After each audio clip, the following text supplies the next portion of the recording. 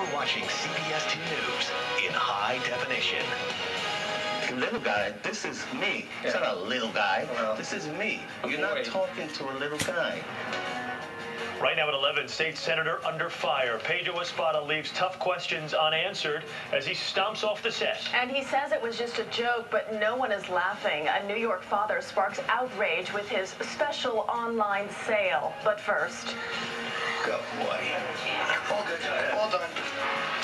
A second chance at a life that's barely started. The medical miracle behind this little boy's amazing story. Good evening, everyone. I'm Chris Ragg. And I'm Christine Johnson. An agonizing drama turns worry into wonder for a Long Island family. Little Jack Robinson looks like every other toddler, playing peekaboo, crawling around the house like crazy. But just weeks ago, he couldn't do any of that, bound to a hospital bed. CBS 2's Sean Hennessy shows us how this 16-month-old boy made medical history. They say every child is a miracle, but for Stephen Nilsa Robinson, son Jack may fit the bill. He was in and out of the hospital for the first year of his life. Born with a kidney infection, the toddler's early life wasn't nearly what it should have been. He wasn't growing. He wasn't gaining weight. And his parents knew someday he'd need a transplant because without it, He would have died.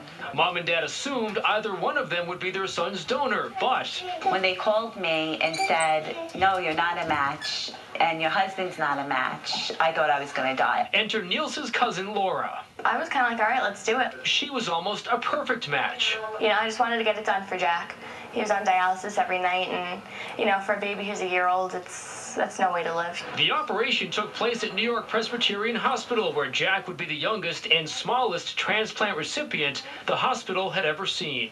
Transplanting Jack was somewhat unique in that he was really small. And that was the challenge for surgeon Michael Goldstein, squeezing an adult kidney into this toddler's tummy. I actually had to move his liver out of the way, remove his right kidney, and place the new giant kidney for him in the same position. I didn't even know they could do that.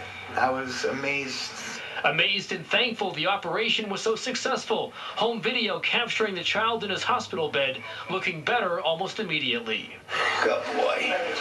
2 months later, the 18-month-old is taking anti-organ rejection medication and growing, thanks to a young woman who sacrificed when she was needed. I know I did a great thing and all, but it's family, you know? I did what anybody else would have done. But to the parents of this medical marvel, She's just my angel. She really is. She gave my son life. a life his mom and dad consider miraculous. Sean Hennessy, CBS 2 News.